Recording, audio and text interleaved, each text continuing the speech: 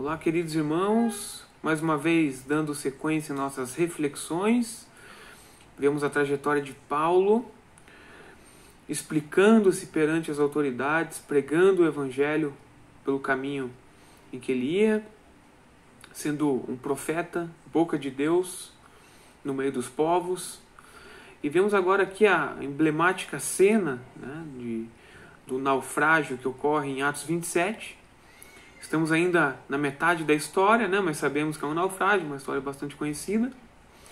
Mas esses eventos eles têm muito a nos ensinar, e agora nós faremos aqui uma reflexão sobre o capítulo 27, dos versos 9 a 26. Farei a leitura e na sequência conversaremos. Depois de muito tempo, tendo se tornado a navegação perigosa, e já passado o tempo do dia do jejum, admoestava-os Paulo, dizendo-lhes: Senhores, vejo que a viagem vai ser trabalhosa, com dano e muito prejuízo, não só da carga do navio, mas também da nossa vida. Mas o centurião dava mais crédito ao piloto e ao mestre do navio do que ao que Paulo dizia. Não sendo o porto próprio para invernar, a maioria deles era de opinião que partissem dali, para ver se podiam chegar a Fenícia e aí passar o inverno, visto ser um porto de Creta, o qual olhava para o nordeste e para o sudeste. Soprando brandamente o vento sul, e pensando eles ter alcançado o que desejavam, levantaram âncora e foram costeando mais de perto a ilha de Creta. Entretanto, não muito depois, desencadeou-se do lado da ilha um tufão de vento, chamado Euroaquilão, e sendo o navio arrastado com violência, sem poder resistir ao vento, cessamos a manobra e nos fomos deixando levar. Passando sob a proteção de uma ilhota chamada Cauda, a custo conseguimos recolher o bote, e levantando este, usaram de todos os meios para cingir o navio, e temendo que dessem na Sirte, arriaram os aparelhos e foram ao léu. Açoitados severamente pela tormenta, no dia seguinte já aliviavam o navio. E ao terceiro dia nós mesmos, com as próprias mãos, lançamos ao mar a armação do navio. E não aparecendo, havia já alguns dias nem sol nem estrelas, caindo sobre nós grande tempestade, dissipou-se afinal toda a esperança de salvamento. Havendo todos estado muito tempo sem comer, Paulo, pondo-se em pé no meio deles, disse: Senhores, na verdade, era preciso terem me atendido e não partir de Creta, para evitar este dano e perda. Mas já agora vos aconselho bom ânimo, porque nenhuma vida se perderá de entre vós, mas somente um navio. Porque esta mesma noite, um anjo de Deus, de quem eu sou e a quem sirvo, esteve comigo, dizendo: Paulo, não temas. É preciso que compareças perante César, e eis que Deus, por sua graça, te deu todos quantos navegam contigo. Portanto, senhores, tende bom ânimo, pois eu confio em Deus que sucederá de modo por que me foi dito. Porém, é necessário que vamos dar a uma ilha. Então essa é a nossa passagem, relatando, como dito inicialmente, este evento que antecede o naufrágio de fato, mas que mais uma vez nos coloca aqui uma série de questões que são pertinentes para que possamos olhar este acontecimento, este fato, não somente com os olhos de quem olha um evento adverso, mas muito pelo contrário, nós com essa lente que nós temos, com este óculos que nós temos das Escrituras, nós olhamos para todas essas coisas pensando na soberania de Deus. Então essa passagem ela é bastante relevante por nos sinalizar a maneira como a soberania de Deus ela é poderosa, como ela age na realidade, na nossa existência. Trazendo aqui para a situação de Paulo, a vida toda de Paulo era uma vida missionária.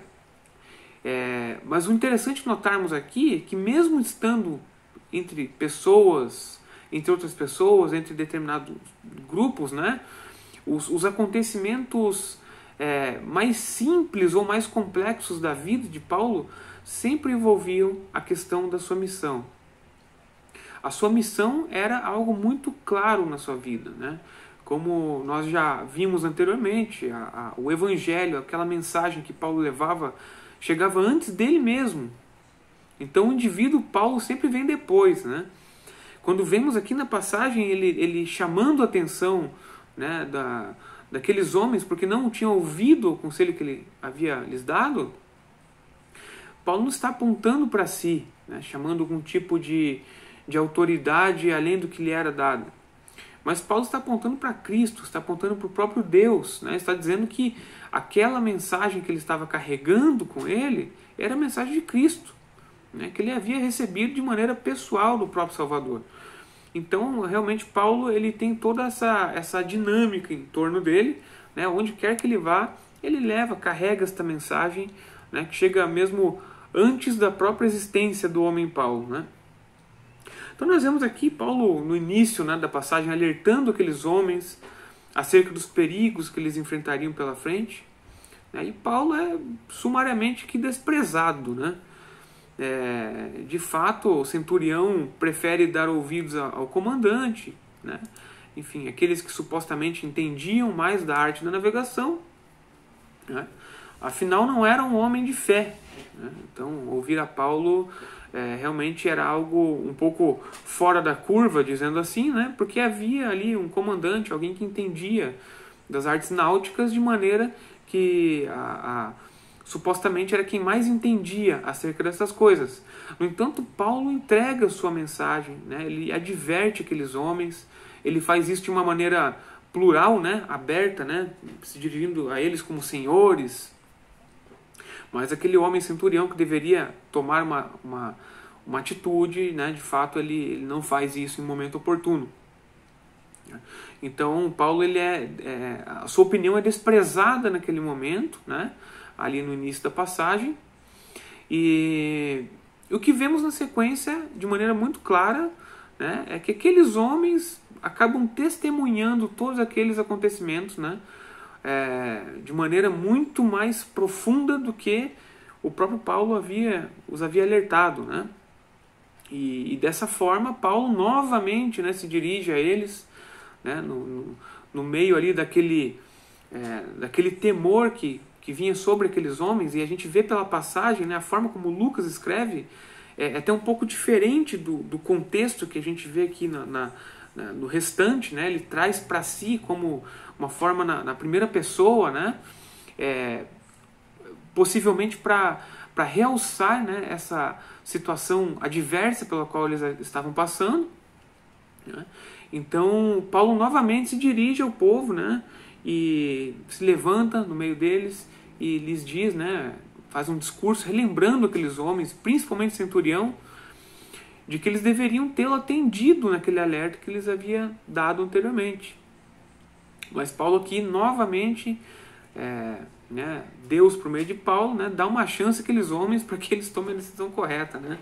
E Paulo aqui relata os acontecimentos, o que de fato ocorreria, que nenhum daqueles homens perderia a vida, mas que o navio de fato seria destruído, né? Haveria um naufrágio, que é o que acontece basicamente nas próximas passagens, né? Então isso tudo que nos faz pensar de uma maneira muito acertada, né? Como a soberania de Deus é incrível, né? Primeiro, esse é o primeiro ponto, eu creio. Que a soberania de Deus, ela realmente não considera somente aquele que é justo, ou aquele que é injusto, aquele que é santo, aquele que não crê em Deus, né? A soberania de Deus está sobre toda a criação. Deus, ele tem esse poder, ele tem essa autoridade, é direito dele que ele exerça a soberania sobre todos, né?